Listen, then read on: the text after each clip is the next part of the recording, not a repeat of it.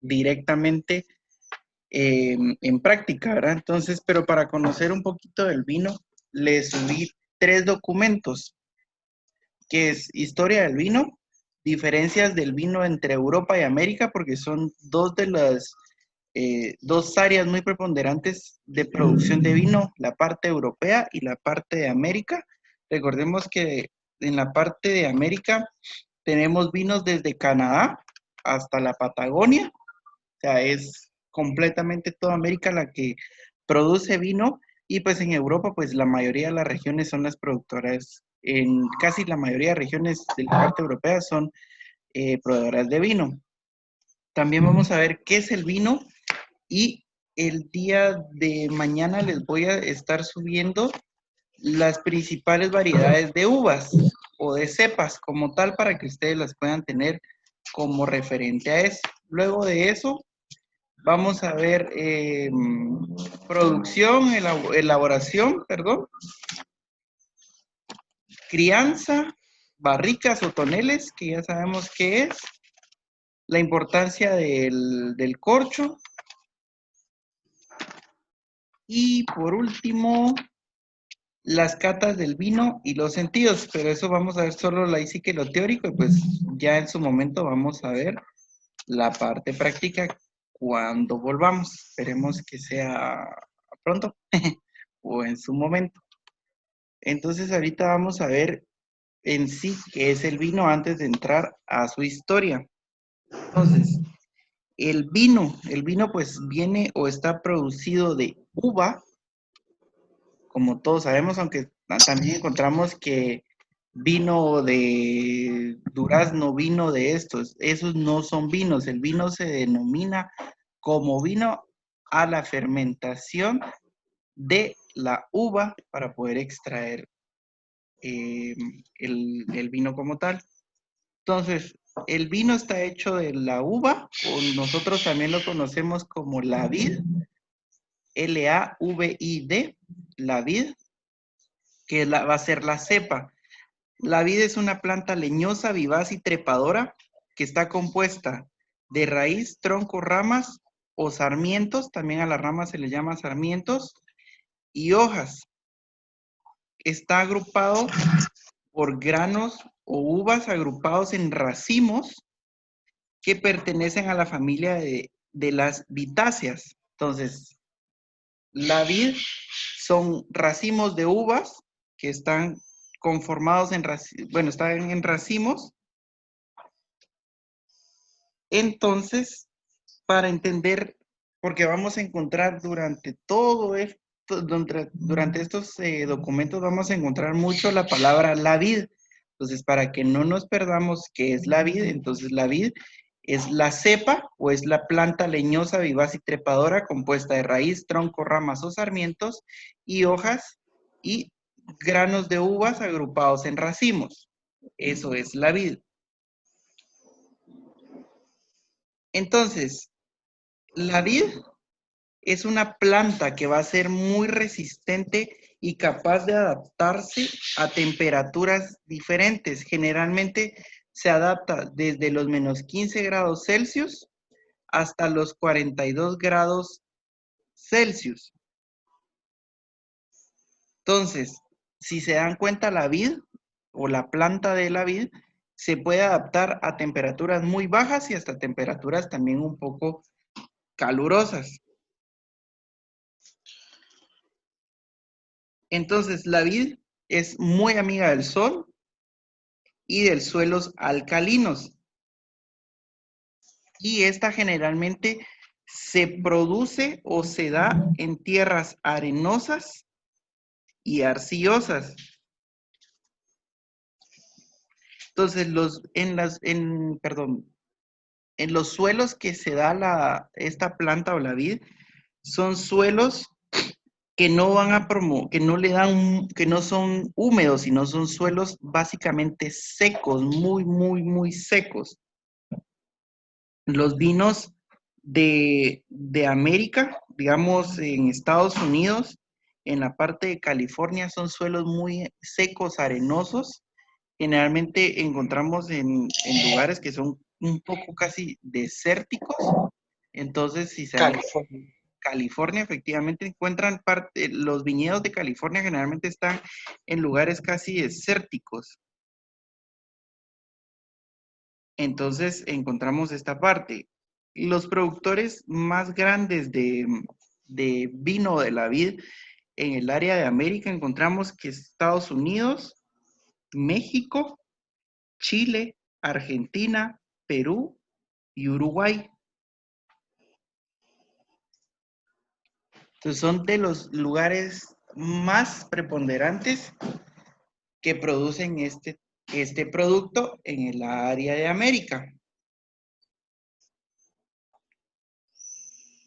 Entonces, señores, ya entendemos un poquito qué es la vid. Ahora nos vamos a ver qué es el vino como tal. Entonces, la OIB, que es la Oficina Internacional del Vino, denomina que el vino es la bebida resultado, que es una bebida resultado de la fermentación alcohólica completa o parcial de la uva fresca o mosto.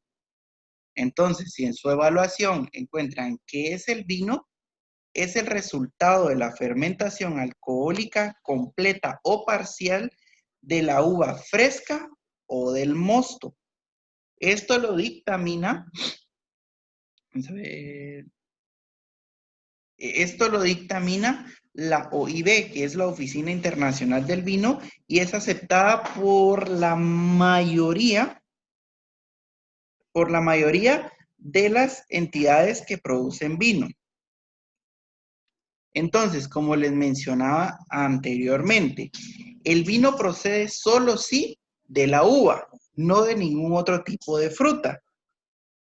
Obviamente también podemos fermentar cualquier otro tipo de fruta, pero va a dar nombre como vinos de fruta, no solo vino. Entonces, digamos, si yo fermento, no sé, durazno, supongamos, entonces va a ser un vino de fruta, no va a ser solo vino. Entonces, es muy importante denominar al vino, a la uva. Los demás serán jugos fermentados o destilados de frutas, pero no se pueden denominar vinos. ¿Estamos? Entonces, el vino solo de la uva, los otros van a ser jugos fermentados o vinos de frutas y solo se puede denominar vino al que viene de la uva. Entonces, una vez más encontramos a este señor francés Pasteur. Pasteur. ¿Dónde más lo encontramos anteriormente? ¿Alguien que se recuerde del montón que hay en la clase?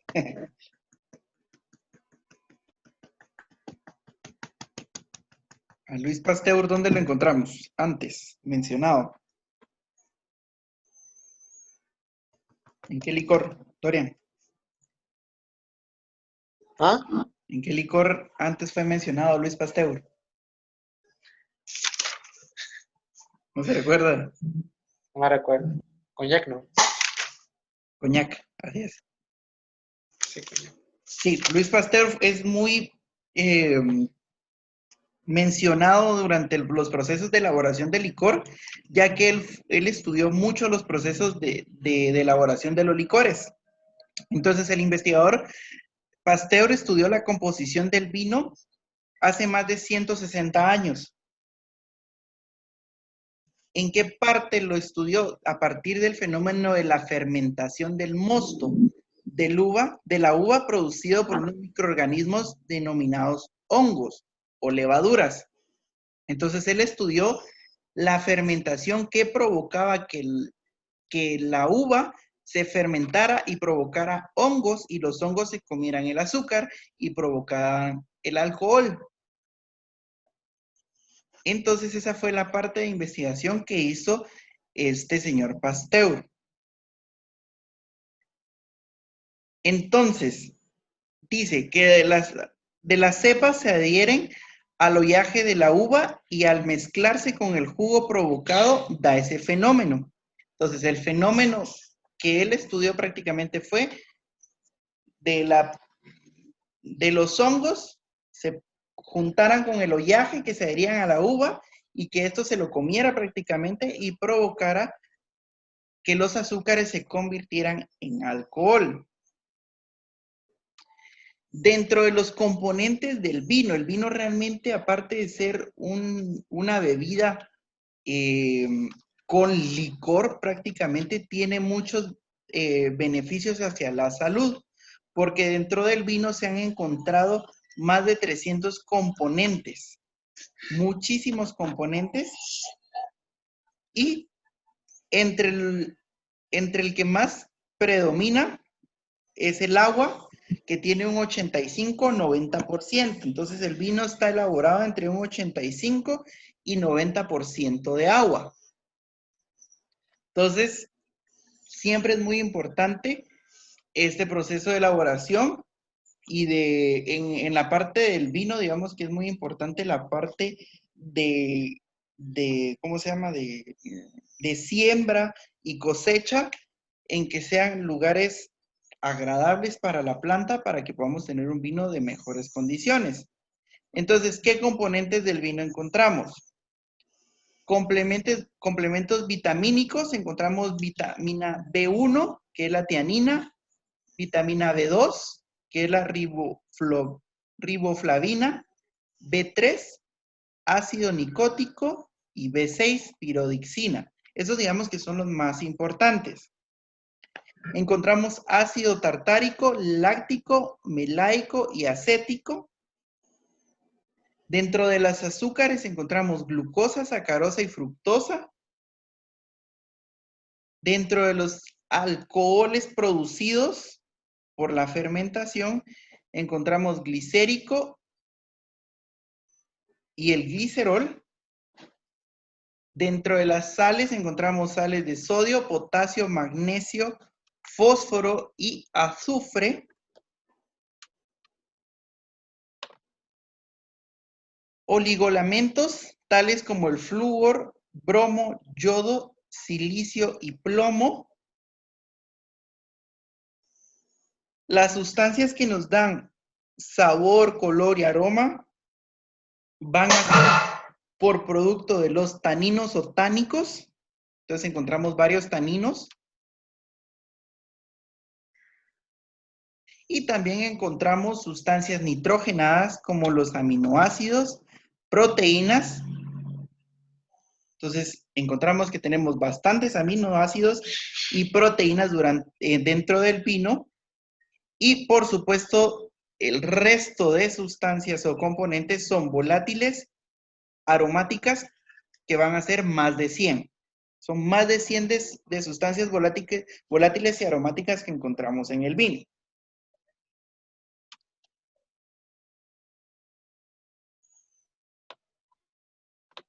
¿Alguna duda por el momento?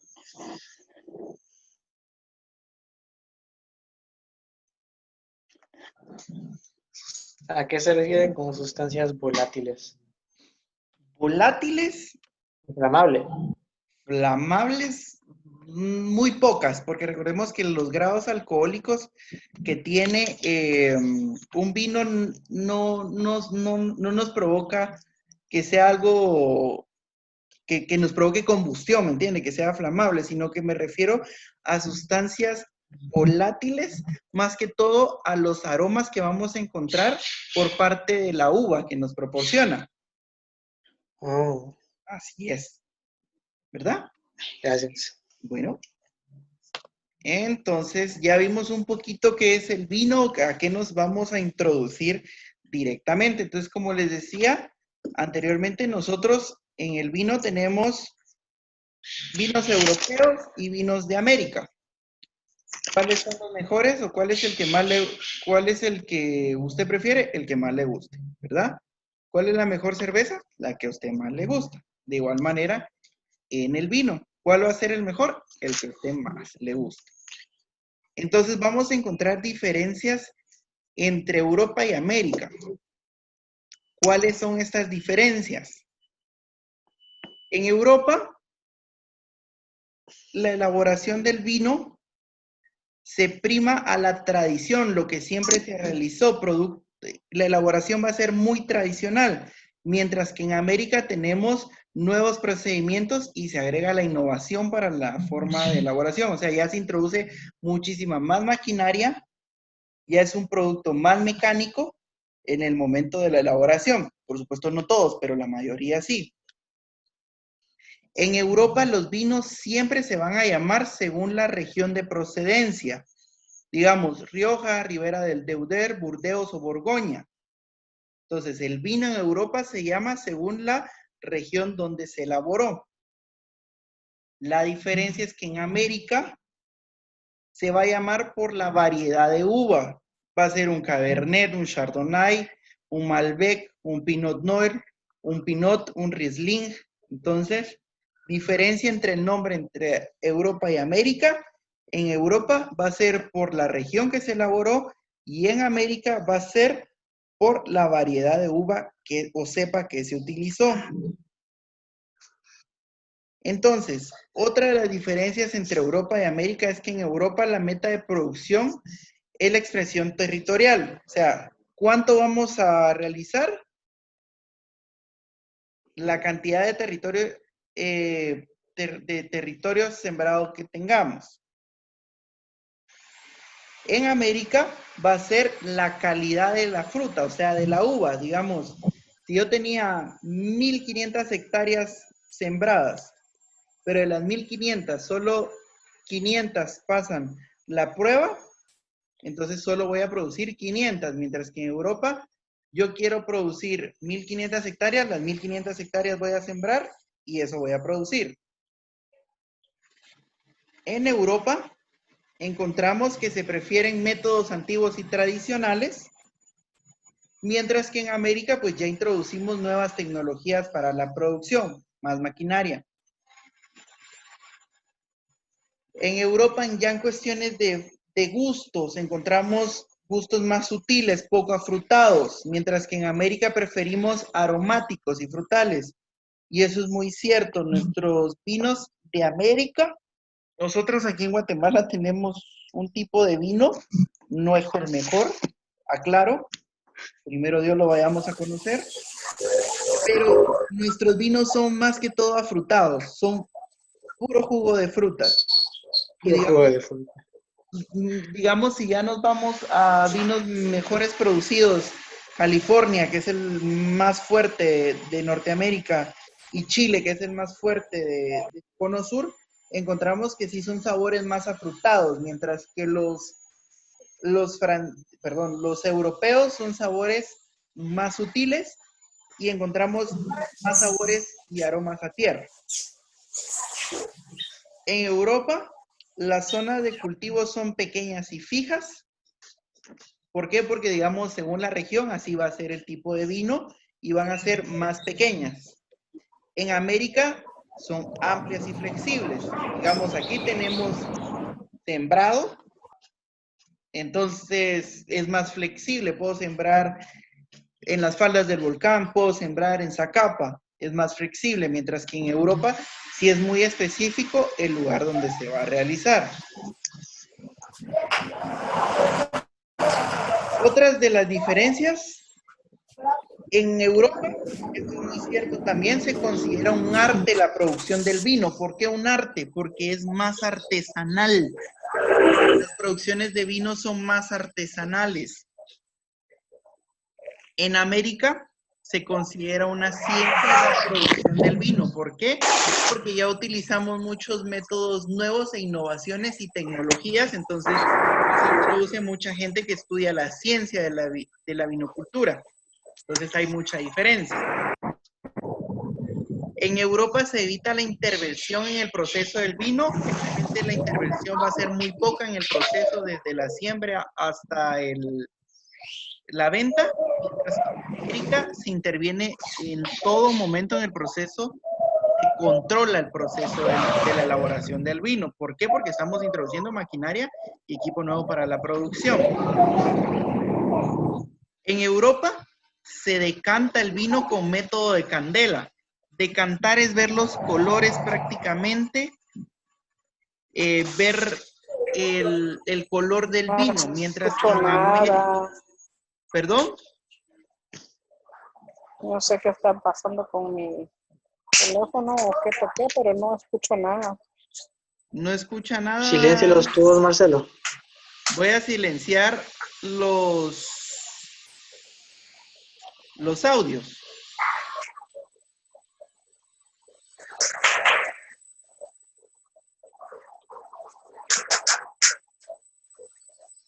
Ahorita. ¿Me escuchan ahí? Sí. Yo sí, chef. Gracias.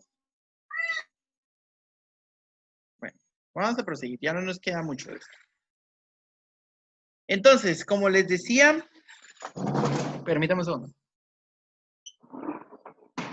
Hay un poquito de bulla aquí alrededor, creo que ahí está mejor.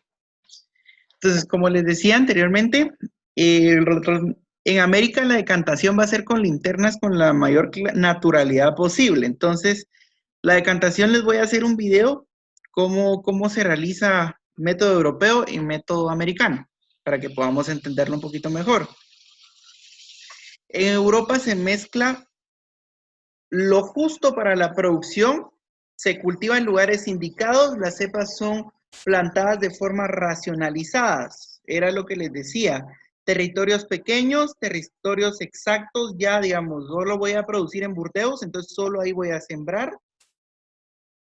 Y va a ser muy específico, mientras que en América va a ser lo necesario, la planta lo que requiere y va a ser más libre el sembradío de la cepa. Entonces, digamos que esas son las diferencias que vamos a tener entre Europa y América, a grandes rasgos, por supuesto, ¿verdad? Entonces, en la historia del vino,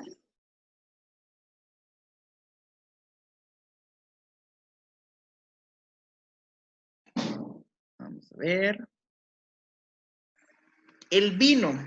¿Dónde aparece por primera vez el vino?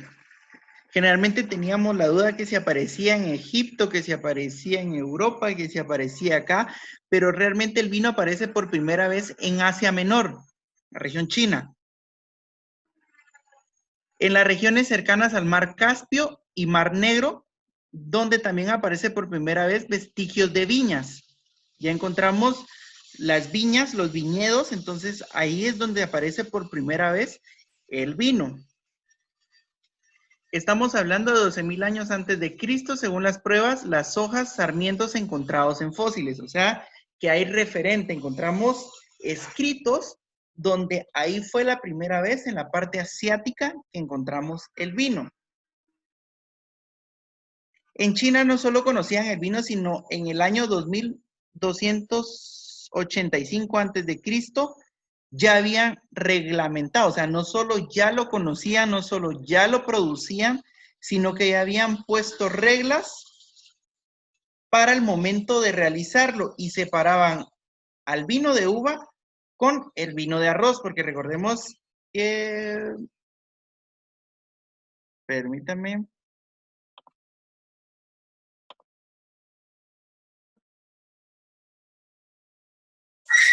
doña Eugenia,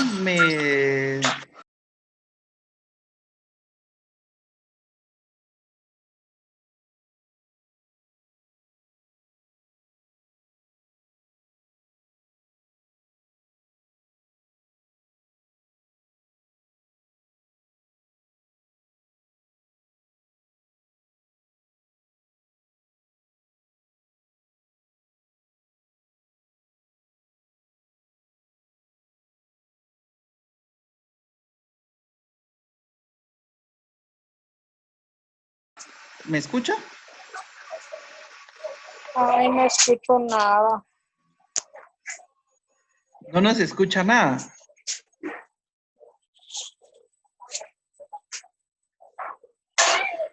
Creo que no nos escucha. Bueno, prosigamos. Entonces, en China, pues ya producían el vino de arroz y también producían el vino de uva, pero tenían reglas muy específicas para cada uno de ellos. Entonces, ahorita nos vamos a la Mesopotamia. Ya nos cambiamos de lugar un poquito. Entonces, según las pinturas y papiros del antiguo Egipto, ya lo ponían en el año 2000 antes de Cristo, ya se conocía la cepa denominada Cancomet, de donde se obtenía el vino, y este se le daba a los faraones y se utilizaba para los ritos fúnebres.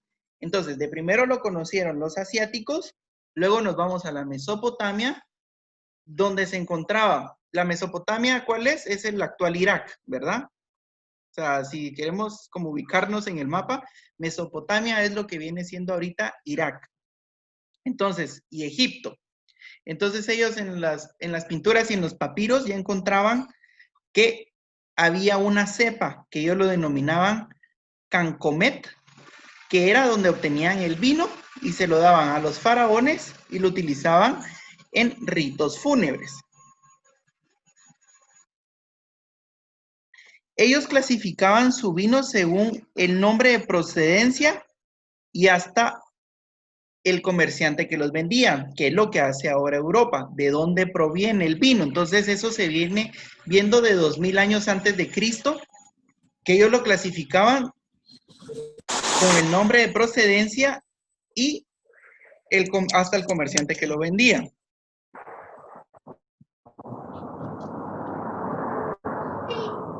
¿Qué más?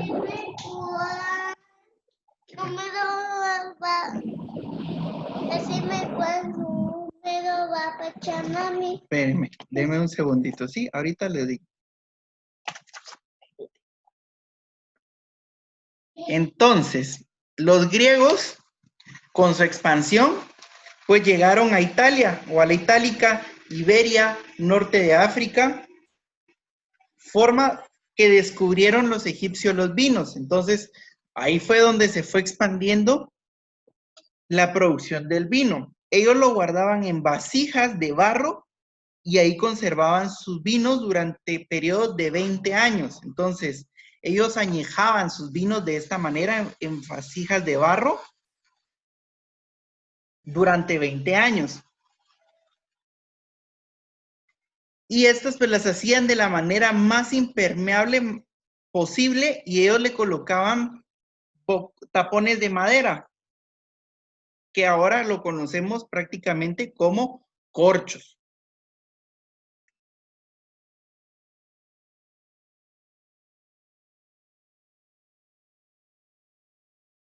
Entonces, nos vamos con Heródoto. Nos hablaba del vino en Grecia, sino también en Persia, donde era utilizado para las fiestas políticas, transacciones comerciales. Entonces, si se dan cuenta, los licores generalmente se utilizaban para momentos especiales y siempre, o en su momento al inicio, lo consumían y se lo elaboraban siempre a las personas de alto rango. Entonces, a pesar de las aportaciones de los sirios, hititas, y chinos, persas, egipcios, los romanos son los verdaderos artífices de la propagación y maestros de la viticultura moderna. Entonces, los itálicos son los que realmente maestros de la viticultura moderna, porque han sido los que han mejorado y elaborado vinos de mejor calidad hasta el día de hoy.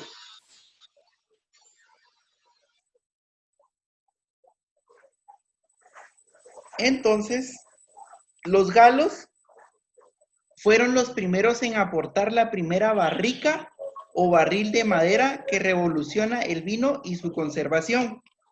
Entonces, los galos, ¿de dónde provienen los galos?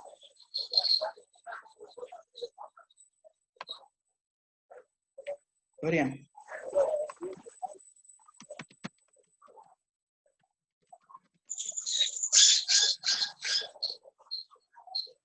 De Gales. De Gales. ¿Y dónde es Gales? Marcelo. Bueno, los galos provienen de Gales, que actualmente es Francia, Bélgica, una parte de Suiza, la parte oeste, y Países Bajos. También encontramos que es una parte de Alemania. Entonces, los galos fueron los primeros en aportar la barrica de madera. Entonces, ahí empieza una nueva forma, se revoluciona la forma de conservación de vino, porque se recuerdan que lo hacían en vasijas de barro, mientras que aquí ya le colocamos madera para aportarle sabor, aroma y mejor conservación.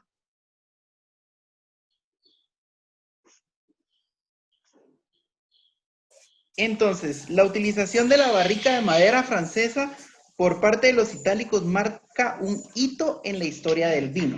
Entonces, al momento de empezar a utilizar